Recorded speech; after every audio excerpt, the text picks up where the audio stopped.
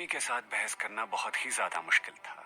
इसीलिए उसने महल मालिक के लिए एक जाम बनाया और उसे उनकी ओर बढ़ाने से पहले शिरीन ने सुमति देवी से मुस्कुराकर मुआफी मांगी। महल मालिक ने जो शराब पेश की थी वो बहुत अच्छी थी। ये उसे नशे में नहीं बल्कि उसे ज्यादा शांत बना रही थी। वो अभी थोड़े से ही नशे में थी, लेकिन अब वो असर भी गायब हो गया था। उस समय नौकर ने आखिरकार उसके शराब के ग्लास को लाकर उसके सामने रख दिया। शिरीन ने राहत की सांस ली। जब वो सुमति देवी को एक जाम बनाकर देने वाली थी तो महल मालिक ने खुद ही उसके हाथ से वो एक ग्लास शराब का ले लिया, और क्योंकि वो उसके पास बैठे थे तो महल मालिक ने अचानक कहा, तुम मेरी शराब को पसंद नहीं करती हो? नहीं, मैं इसे बहुत पसंद करती हूँ। फिर आप अपनी शराब क्यों बदलना चाहती हैं? क्या मैं हमेशा आपकी शराब पी सकती हूँ? शिरीन ने दुविधा में पूछा। आप आज रात के लिए ऐसा कर सकती हैं, ठीक है। शिरीन ने उनके इस आश्वासन से काफी आराम पाया था। वास्तव में सम्राट द्वारा तैयार की गई शराब बहुत अच्छी थी, लेकिन अगर उसे महल मालिक द्वारा तैयार की गई शराब की तुलना में देखा जाए तो वो केवल आधी अच्छी थी। इसी तरह स्वाभाविक रूप से शिरीन उनके शराब पीने से ज्यादा खुश थी, इसीलिए उसने एक और ग्लास डाला और इसे सुमति देवी के ग्लास के साथ हल्का सा टकरा दिया। एक छोटी सी घटना आखिरकार बीत गई थी। भवन पहले जैसा हो गया था और फिर से शोर होने लगा था, लेकिन ये बस ऊपरी तौर पर था। शिरीन और महल मालिक के बीच बातचीत हर किसी के दिमाग में एक सवालिया निशान छोड़ चुकी थी। बस इतना था कि सभी ने इसे बाहर की तरफ से अच्छी तरह से छिपाया हुआ था। कुछ लोग आते रहे और शिरीन को एक जाम देते रहे। बहुत सारे लोग थे जो उसके साथ पीना चाहते थे। उसने इसे पूरी तरह से खत्म नहीं किया, लेकिन केवल एक शराब का एक छोटा घूंट सबसे लिया। इस दौरान उसने कई बार महल मालिक के लिए शराब भी डाली। उसकी शराब की बोतल काफी अच्छी थी। भले ही कितनी बार भी शिरीन ने शराब पी, हमेशा भरा हुआ ही रहता, इसीलिए शिरीन बिना किसी चिंता के शराब पी सकती थी। भीम सिंह अचानक उठ खड़े हुए और अपने हाथ में एक ग्लास शिरीन की तरफ उठाकर देने लगे। उन्होंने हंसते हुए कहा, शिरीन, जब आप मेरे बगल में बैठी थी तो आपको जाम देने का मैं समय ही नहीं दे पाया था। ये मेरी गलती थी। मुझे सजा के रूप में 2 ग्लास पीने दें और आप आराम से जितना पीना चाहें पी सकती हैं। फिर उसने लगातार 2 ग्लास शराब पी और वो इतना उदार था कि शिरीन भी खुलकर नहीं पीना चाहती थी। इस तरह उसने अपना ग्लास थोड़ा सा भर दिया। जब वो इसे पीना चाहती थी तो एक हाथ से उसे रोकने के लिए उसके हाथ पर दबाव डालने लगा। क्या आप काले जंगल में नशे में धुत होकर जाना चाहती हैं? उनकी हथेली गर्म थी, इतनी गर्म कि वो उसकी त्वचा के माध्यम से उसके दिल में घुस गई। शिरीन थोड़ा सहम गई। उसने उस हाथ की पकड़ से निकलने की कोशिश की, लेकिन असफल रही। महल मालिक ने तुरंत ग्लास उसके हाथ से छीन लिया और लापरवाही से कहा, आप शराबी नहीं हैं। आप इतना क्यों पीना चाहती हैं? जो लोग आपको जाम के बाद जाम देना चाहते हैं उनके इरादे अच्छे नहीं हैं। सब लोग चुप रहे। उन्होंने भीड़ से नजरें मिलाई और जोर से कहा, जो कोई भी उसे जाम देना चाहता है कृपया आगे बढ़े। सभी एक साथ। बेशक कोई भी आगे आने की हिम्मत नहीं करेगा। यहाँ तक कि भीम सिंह भी डर गए। उन्होंने कहा, शिरीन, मुझे लगता है कि आपको अब और पीने की जरूरत नहीं है। कल ही अपनी यात्रा के लिए अपनी ऊर्जा को काले जंगल के लिए सहेज लें। सभी ने समझौते का पालन किया। इस समय उन लोगों के अलावा जो ज्यादा संवेदनशील नहीं थे, महल मालिक और शिरीन के बीच के असामान्य संबंधों को समझ सकते थे। ये साफ जाहिर नहीं हो पा रहा था, लेकिन क्या ये संभव था? महल मालिक जो कभी किसी चीज के लिए आकर्षित नहीं होते थे, वो एक छोटी लड़की के प्रति आकर्षित हो गए थे। लेकिन ये छोटी लड़की बहुत सक्षम थी। लेकिन ऐसी बहुत सी महिलाएं थी जो पिछले कुछ सालों में उससे ज्यादा सक्षम रही थी और यहाँ तक कि ज्यादा महत्व वाली भी थी, लेकिन महल मालिक अब तक कभी भी किसी के प्रति आकर्षित नहीं हुए थे। क्या पर्दे के पीछे एक गुप्त रहस्य था? महल मालिक के इस वैकल्पिक व्यवस्था करने के पीछे किसी को नहीं पता था कि क्या चल रहा है। यहाँ तक कि सबसे चालाक सरकारी कर्मचारी भी महल मालिक के कामों के पीछे की वजह नहीं बता सके। सम्राट ने भी असहज महसूस किया। ऐसा लग रहा था कि उनकी बहू छिनने वाली है। उन्होंने खांसते हुए कहा, शिरीन को कल काले जंगल में जाने की जरूरत है, इसीलिए उसके लिए बहुत ज्यादा पीना अच्छा नहीं है। वो हाँ शिरीन, मैंने तुम्हें शादी के साथ पुरस्कृत करने की बात कही थी, है ना? भूदेव सिंह जवान है और बहुत होनहार भी।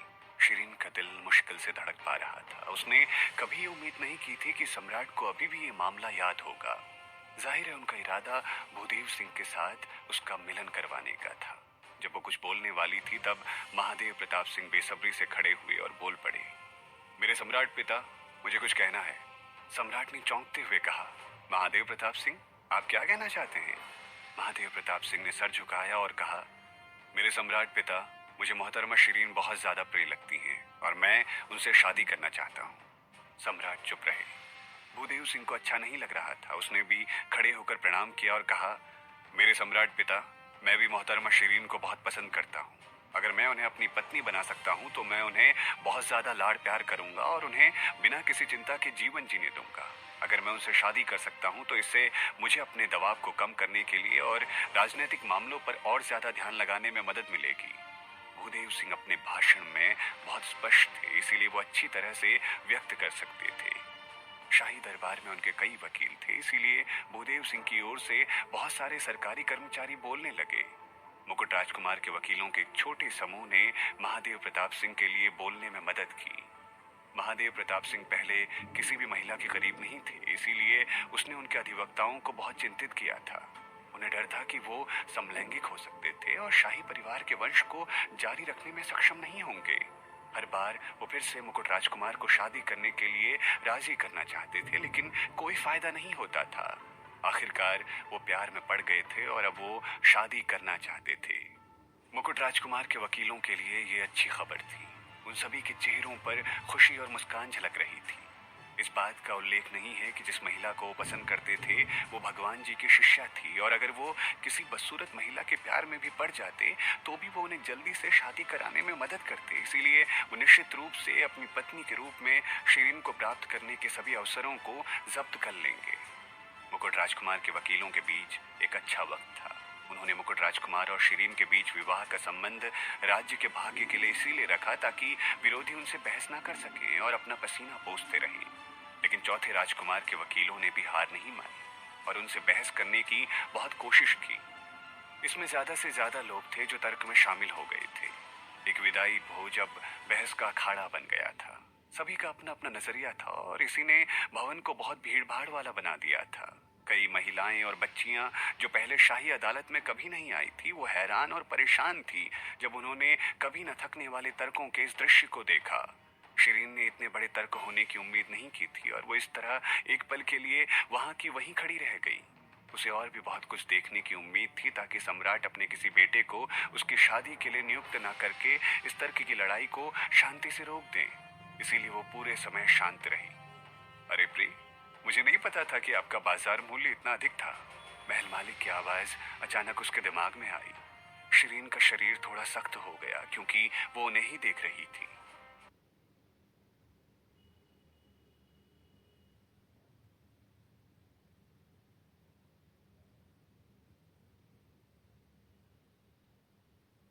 ये पहली बार था जब उन्होंने एक दूसरे से मिलने के बाद उसे जाने मन कहा था।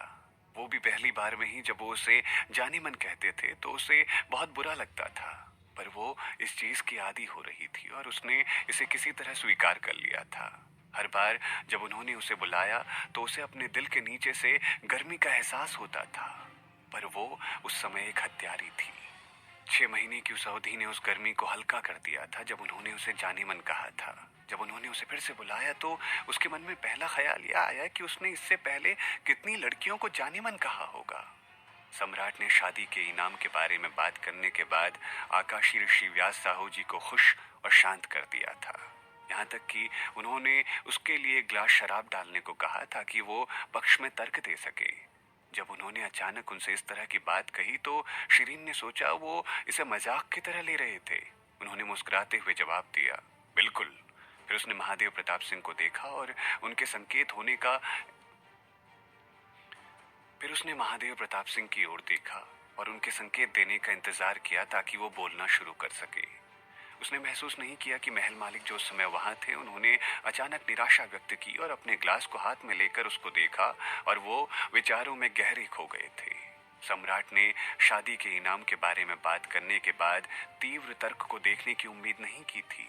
थोड़ी देर के बाद उन्होंने आखिरकार अपना हाथ उठाया और कहा, बंद करो सब लोग, कृपया चुप रहो, मैं उचित निर्णय लूंगा। अंत में दोनों पक्षों के अधिवक्ताओं ने अपने तर्कों को रोक दिया और सम्राट को उनके फैसले की प्रतीक्षा करते हुए देखा। सम्राट ने शिरीन को देखा और धीरे से पूछा, शिरीन, आपको क्या लगता है, क्या ये उसे अपना निर्णय लेने देने का संकेत था? वो किसे चुनने वाली थी? शिरीन ने अपना सर उठाया और सभी को देखा। उसने फिर महादेव प्रताप सिंह को देखा। उसने थोड़ा सर हिलाया और प्रोत्साहन के रूप में उसे एक मुस्कान दी। इसीलिए उसने अपना मन बना लिया, अगर महामहिम मुझे चुनने की अनुमति देते हैं तो मैं मुकुट राजकुमार से शादी करना चाहूंगी। एक वाक्य जिसने 1000 तरंगे पैदा की। मुकुट राजकुमार के अधिवक्ताओं की खुशी का कोई ठिकाना नहीं रहा। वहीं चौथे राजकुमार के अधिवक्ता निराश थे और उन्होंने जल्दी से वजीर श्याम सिंह से बात की। उन्होंने दावा किया कि माता पिता वो होने चाहिए जिन्हें अपने बच्चों का फैसला करना चाहिए, इसीलिए वजीर को इस विवाह व्यवस्था में कुछ कहने की आवश्यकता है। वजीर श्याम सिंह वास्तव में कुछ हद तक निराधार थे। उनकी बेटी हाल ही में बदल गई थी, इसीलिए वो उससे थोड़ा डर गए थे। वैसे इस मामले को शाही अदालत में अपने भविष्य के दृष्टिकोण के साथ उन्हें देखना पड़ेगा। इस तरह उन्हें एक पिता के रूप में बोलना पड़ा। मेरे महामहिम, मैं अपनी बेटी की शादी के इनाम के लिए बहुत आभारी महसूस करता हूँ। वैसे तो मेरी बेटी अभी सामान्य महिला है और थोड़ी बहुत सक्रिय है। मुझे डर है कि वो मुकुट राजकुमारी बनने के लिए उपयुक्त नहीं होगी। सम्राट ने उन्हें बाधित किया। क्या आपका मतलब है कि आप अपनी बेटी की शादी भूदेव सिंह से करवाना चाहते हैं? वजीर श्याम सिंह ने अपना मन बना लिया। हाँ, मैं इसकी सराहना करूंगा यदि मेरे महामहिम इस शादी की व्यवस्था का वादा कर सकते हैं ताकि मेरी बेटी एक आशाजनक भविष्य बना सके। सम्राट ने गहरी सोच के बाद कहा, ये जब महादेव प्रताप सिंह ने देखा कि सम्राट का इरादा इसे पूरा करने का था तो उन्होंने आगे कदम बढ़ाया और कहा, मेरे सम्राट पिता, मैं आपसे छिपाना नहीं चाहता।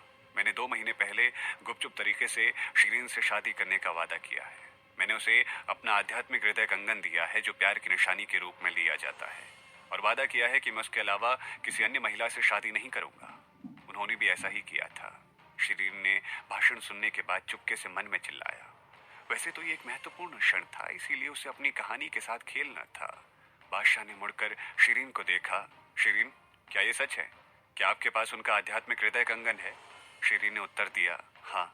फिर उसने दृढ़ पत्थर कंगन के अंदरूनी थैली में से एक कंगन निकाला। उसने सम्राट को दिखाने के लिए हाथ उठाया। मेरे महामहिम, यह आध्यात्मिक हृदय कंगन है। ये कंगन कोई साधारण कंगन नहीं था, बल्कि केवल एक ही था दुनिया में।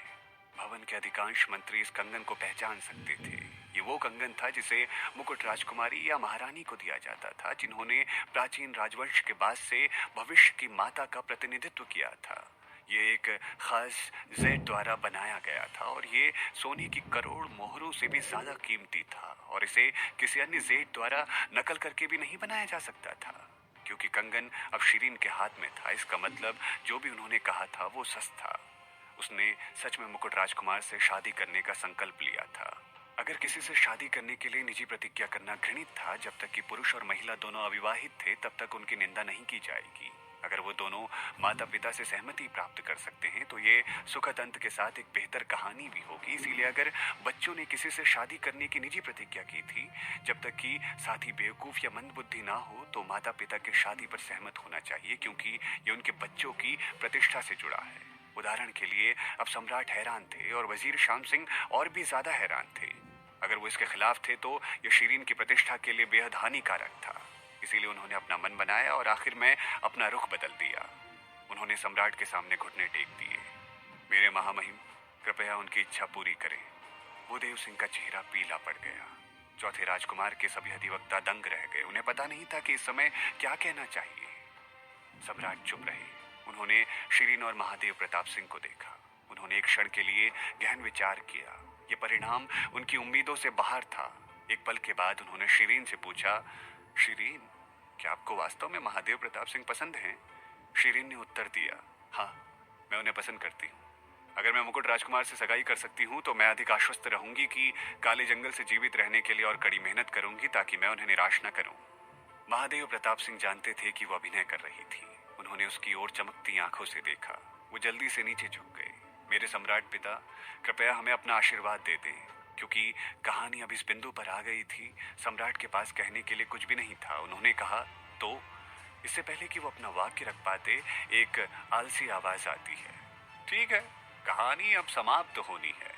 आवाज महल मालिक से आ रही थी। जब उन्होंने बात करना शुरू किया तो ये वसंत की हवा के समान था, जो कि भवन के माध्यम से उड़ी और सभी को गर्म कर दिया। सम्राट चुप रहे। शिरीन का दिल अचानक सख्त हो गया।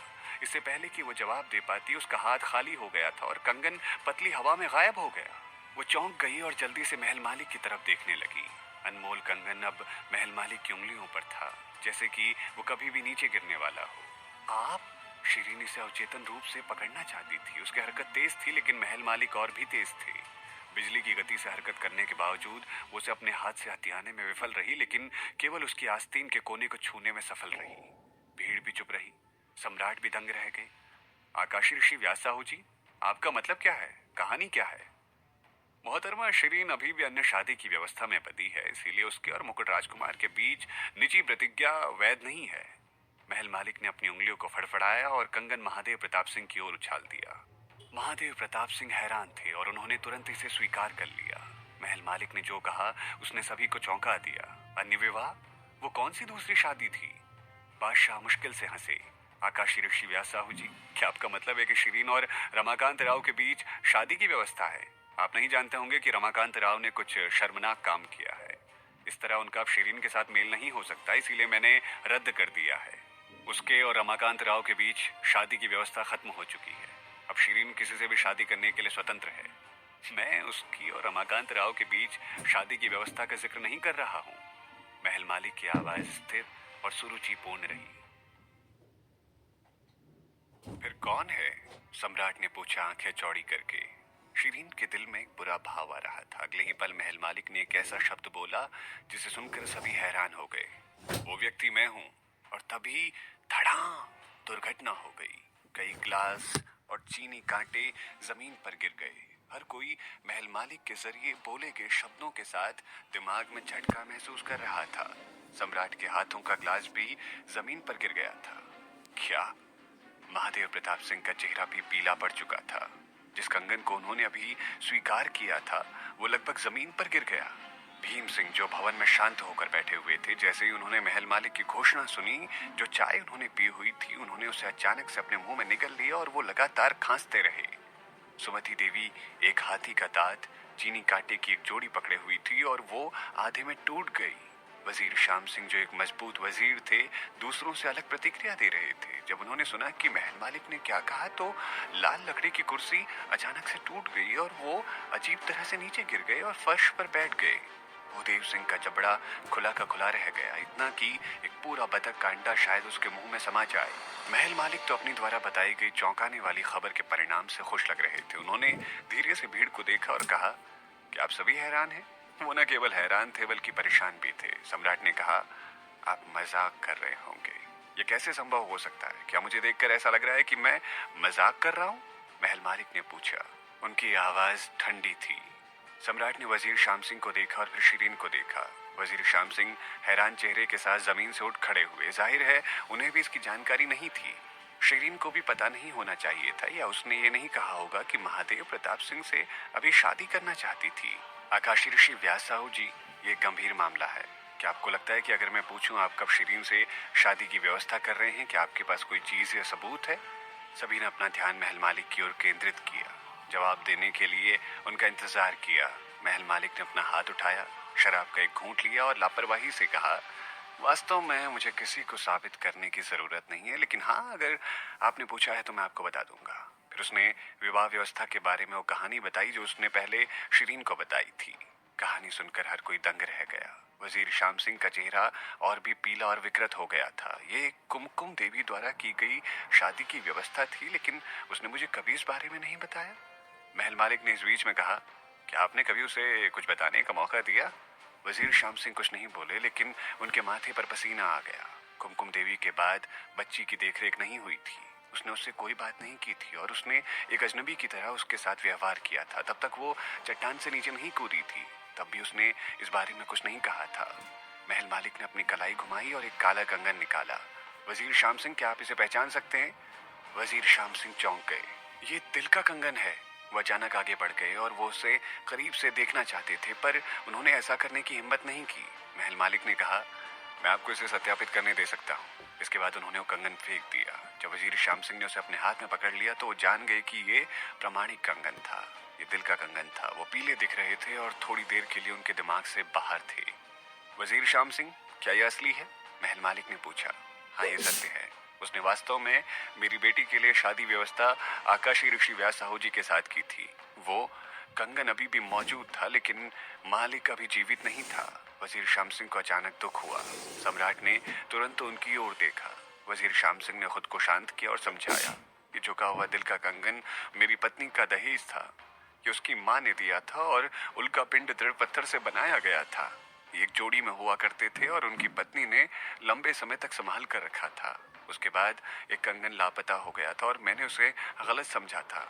मुझे कभी नहीं पता था कि उसने मेरी बेटी की सगाई के रूप में इसे आकाशी ऋषि व्यास साहू जी को दे दिया था। ऐसा लग रहा था जैसे महल मालिक झूठ नहीं बोल रहे थे। शिरीन सच में आकाशी ऋषि व्यास साहू जी के साथ एक शादी की व्यवस्था में बंधी हुई थी, लेकिन ये तब भी मान्य नहीं था जब तक शिरीन काले जंगल से जीवित बाहर नहीं आ जाती। अगर वो आ गई तो शादी की व्यवस्था मान्य हो जाएगी। इसीलिए भले ही शिरीन काले जंगल से बच जाए, लेकिन इसका किसी और से कोई लेना देना नहीं था। सभी ने एक दूसरे की ओर देखा। ऐसा लग रहा था कि वो अनौपचारिक रूप से किसी और के स्वामित्व में थे। तो एक पल पहले उस सारे विवाद का क्या मतलब था? दृढ़ पत्थर कंगन, मुझे लगा था कि आपने कहा था वो कंगन एक काले बाल वाला कंगन था। ये हृदय का कंगन कैसे बन सकता है? मुझे याद है आपने कहा था कि ये जड़ जैसा दिखता था क्योंकि उन्होंने इसे ढकने के लिए जादू का इस्तेमाल किया। क्या ये अभी भी जादू है? शिरीन ने उत्सुकता से दृढ़ पत्थर कंगन से कहा। दृढ़ पत्थर कंगन हैरान था। ये वास्तव में एक काले बाल वर्तनी वाला कंगन था जब मैंने इसे उस समय देखा था। क्या मैं इसे गलत देख सकता हूँ? मालकिन, ऐसा लगता है ये शादी की व्यवस्था सच है। आप इनकी मंगेतर बनने जा रही हैं। शिरीन चुप थी। वो हमेशा थोड़ी कल्पना और अनिश्चितता की भावना रखती थी। आखिरकार सम्राट इतने सालों तक राजा रहे थे और उन्हें आसानी से बेवकूफ नहीं बनाया जा सकता था। वैसे तो महल मालिक ने स्याही वाले दिल के कंगन को निकाल दिया, लेकिन वो केवल सगाई की निशानी के साथ आश्वस्त नहीं हो सकते थे। शायद ये कंगन आकाशी ऋषि व्यास साहू जी ने कहीं से उठाया हो। आखिरकार कुमकुम देवी ने चट्टान से छलांग लगा दी थी और अब तक कोई भी उनकी लाश नहीं ढूंढ पाया था। उसकी मौत की पुष्टि नहीं कर सका था। उसके मन में संदेह था, लेकिन ये उनके लिए खुद से पूछने के लिए अच्छी बात नहीं होनी थी। उस प्रकार उन्होंने संकेत देने के लिए मंत्रियों में से एक पर संकेत देने का विचार किया। ये मंत्री मुकुट राजकुमार का वकील था। स्वाभाविक रूप से वो मुकुट राजकुमार और शिरीन के साथ जोड़ी बनाना चाहेंगे। जब वो मुकुट राजकुमार और शिरीन के बीच विवाह की व्यवस्था को बाधित कर रहे थे तो वो नाखुश महसूस कर रहे थे, खासकर जब इसे सील किया जाना था। अब जब उन्होंने सम्राट से संकेत पाया तो उन्होंने अपना मन बना लिया और साहसपूर्वक कहा, आकाशी ऋषि व्यास साहू जी, आमतौर पर सगाई को वैध बनाने के लिए इसे और अधिक सबूत और प्रमाण की आवश्यकता होती है। जब महल मालिक ने उसे देखा तो उसके दिल की धड़कन तेज हो गई।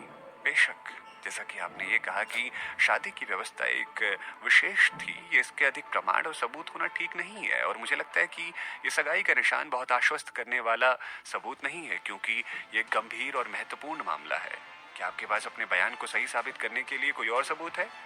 महल मालिक ने उसे देखा। ये केवल सगाई के निशान के साथ मान्य नहीं है। प्रेमपुर राज्य के कानून के अनुसार ये नहीं है। एक लिखित पत्र के बारे में क्या विचार है? महल मालिक ने अपने आस्तीन से एक पीला कागज निकाला और लापरवाही से कहा, कुमकुम देवी का लिखित पत्र यहाँ है। प्रिय महामहिम जी, आप इसे देख सकते हैं। उन्होंने अपनी उंगलियों से पत्र को प्रवाहित किया और अक्षर सम्राट की ओर उड़ गए। सम्राट ने पत्र खोला और उसे एक पल के लिए पढ़ा। उनका चेहरा थोड़ा पीला पड़ गया। वो कुमकुम देवी के लेखन को पहचान सकते थे और जो लेखन उनके पास था, लिखित सामान बिल्कुल वैसा ही था जैसा कि महल मालिक ने साझा किया था। उन्होंने वजीर श्याम सिंह को पत्र सौंपा। वजीर श्याम सिंह ने पत्र को बार बार पढ़ा। उन्होंने कहा, मेरे महामहिम, ये वास्तव में मेरी पत्नी ने ही लिखा था। उन्होंने मिश्रित भावनाओं के साथ पत्र को अपने हाथ में पकड़ लिया। जब कुमकुम देवी ने उन्हें छोड़ दिया था तो उन्होंने अपना सारा सामान अपने कमरे के साथ चला दिया था और उनके लिए कुछ भी नहीं छोड़ा। उन्होंने इतने सालों के बाद उसकी लिखावट देखने की कभी उम्मीद भी नहीं की थी। अचानक उसका हाथ खाली हो गया और पत्र वापस महल मालिक के पास उड़कर आ गया। महल मालिक ने सम्राट को देखा और पूछा, क्या आप अब मुझ पर विश्वास कर सकते हैं? सम्राट ने अपना सर हिलाया और मुश्किल से हंसते हुए कहा, मैंने कभी भी आकाशी ऋषि व्यास साहू जी पर संदेह ही नहीं किया। इस समय कोई भी किसी भी तरह के संदेह को दूर तक नहीं खींचना चाहता था। महल मालिक ने पत्र रखा और फिर उन्होंने शिरीन को देखा और कहा, आप कैसी हैं? शिरीन जवाब के लिए कोई शब्द ढूंढ रही थी और बस उसने ऐसे ही जवाब दे दिया, क्या क्या तुम्हें विश्वास है कि मैं आपका मंगेतर हूँ?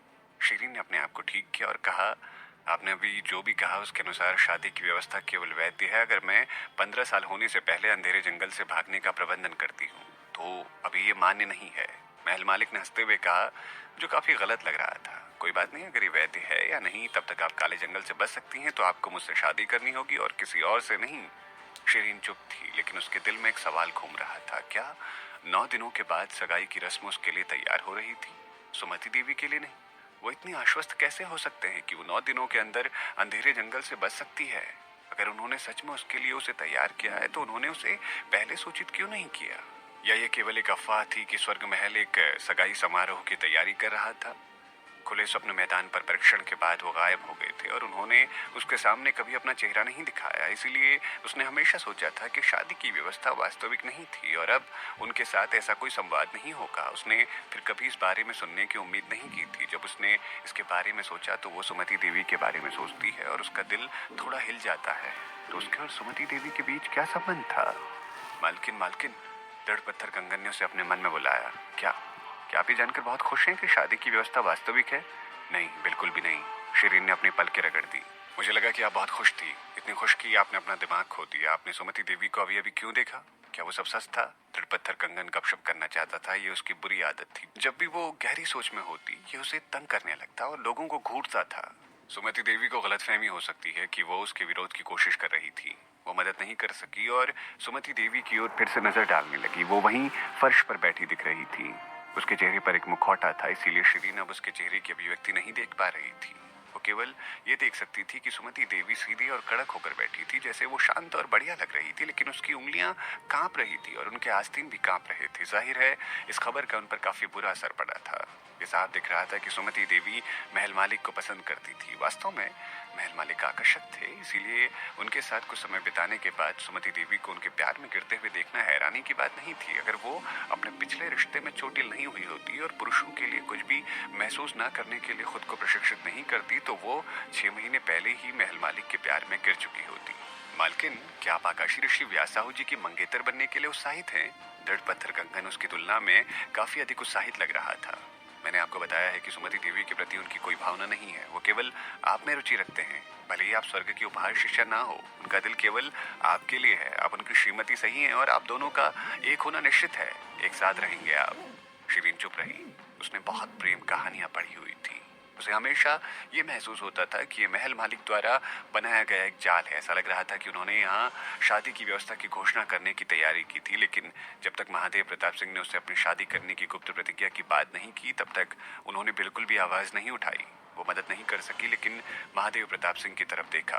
मुकुट राजकुमार ने उसकी कई बार मदद की थी और उसके प्रति ईमानदार थे। वो उन्हें चोट पहुंचाने की उम्मीद कभी नहीं कर सकती थी। अगर उसे पहले से पता होता तो वो महादेव प्रताप सिंह की योजना से सहमत ही नहीं होती, क्योंकि अब उन्हें एक मजाक के रूप में देखा जा रहा था। जब वो विचारों में खोई हुई थी तो उसकी हथेली किसी और के हाथ में थी और वो कड़क हो गई थी। उसकी नजर एक तरफ गई। उसने देखा कि महल मालिक उसे देखकर मुस्कुरा रहे थे। क्या सोच रही हो? मैं आपके इरादों के बारे में सोच रही हूँ, शिरीन ने अनजाने में जवाब दिया। उसे जोर से कहने के बाद पछतावा हुआ। वो एक शांत इंसान थी, लेकिन जब भी वो ऐसे बात करती थी तो वो हमेशा आवेगी हो जाती थी। इस इंसान की नजर पैनी थी और वो हमेशा उसके विचारों को अपनी टकटकी से देख लेते थे। उसकी आवाज थोड़ी तेज थी, लेकिन सौभाग्य से भवन इस मामले में चर्चा करने में व्यस्त था। इस तरह किसी ने उसकी बातचीत नहीं सुनी। महल मालिक अपने सर का समर्थन करते हुए अपनी हथेली के साथ नीचे झुक के शिरीन को देखते हुए कहने लगे, क्या आपने अभी तक कुछ भी पता लगाया है? शिरीन ने अपना सर हिला लिया। महल मालिक ने उन्हें एक पल के लिए घूरते हुए कहा, कोशिश करते रहो। मेरे लिए किसी भी तरह की सगाई करना दुर्लभ है। मेरे इरादे क्या ही होंगे? मुझे कुछ भी करने का इरादा नहीं है। शिरीन ने गुस्सा किया। वो आज रात बहुत नशे में थी, इसीलिए उसका दिमाग भी ठीक से काम नहीं कर रहा था। उसने अचेतन रूप से जवाब दिया, ऐसा कुछ भी नहीं है जो आप किसी उद्देश्य के बिना करेंगे। महल मालिक चुप रहे। ऐसा लग रहा था कि ये छोटी लड़की उन्हें अच्छी तरह से जानती नहीं है। ठीक है, फिर मुझे बताएं कि मेरा इरादा क्या है। आप एक संभावित कारण से शुरुआत कर सकती हैं। शिरीन ने अपनी पलकें उठाई और सभी संभावित कारणों के बारे में सोचने के बाद जल्दी से अपने दिमाग पर जोर डालना शुरू किया। अचानक उसके दिमाग में कुछ आया और उसने कहा, आप मुझे अपनी ढाल के रूप में इस्तेमाल करना चाहते हो? महल मालिक चुप रहे। फिर उसने वाक्य दोहराया, ढाल। वो कुछ उलझन में लग रहे थे। मुझे ढाल बनाकर मंगेतर की तरह उपयोग करने की आवश्यकता क्यों होगी? उन्होंने कुछ सोचा और हंसे, पर उनकी हंसी थोड़ी ठंडी थी। ठीक है, हाँ, एक ढाल। शिरीन ने कभी उम्मीद नहीं की थी कि वो इतने ईमानदार होंगे और उसने कहा, मैं ही क्यों? मुझे लगता है कि आपको किसी ऐसे व्यक्ति से शादी करनी चाहिए जो आपसे प्यार करता है। ये इसीलिए है क्योंकि आप सबसे उपयुक्त हैं। महल मालिक ने अपना हाथ थपथपाया और उसकी ओर झुक गए। उनकी गर्म सांस लगभग उसके कान में घुस गई। केवल आप मेरी पसंद जानती हैं, इसीलिए आप सबसे अच्छी हैं। इसका मतलब वो वास्तव में समलैंगिक थे।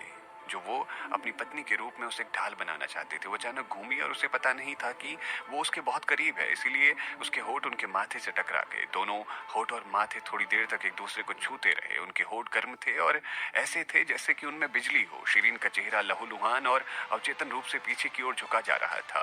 कुर्सी पूरी तरह से स्थिर नहीं थी, इसीलिए वो लगभग गिर ही गई थी। अचानक उसे पकड़ने के लिए उसकी कमर के पीछे एक हाथ था। ये सब बिजली की गति से हुआ था, इसलिए जब शिरीन अपने होश में थी तो वो पहले महल मालिक की बाहों में लिपटी हुई थी। उन्होंने बड़ा सा बागा पहना हुआ था और वो उसकी बड़ी आस्तीन से घिरी हुई थी। वो उनकी एक हल्की सी खुशबू को सूंघ सकती थी, पर उसके दिल को अजीब लग रहा था।